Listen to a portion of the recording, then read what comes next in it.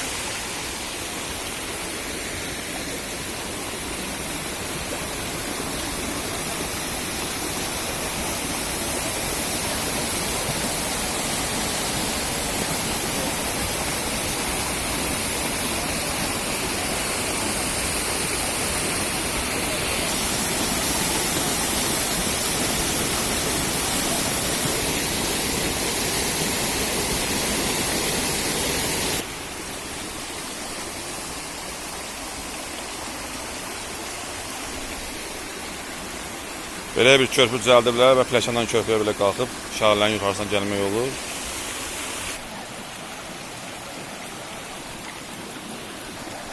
Deməli, qabağa getsə axıra kimi, meşədə və o tərəfdə uzaqda bir şəlalə var. Biz çox qabağa getmirik, vaxtımız olmadığı üçün. Xala sağ olsun, burada yol düzəldi. Xala, yorulmayasan. Belə, biz buradan qaydaq.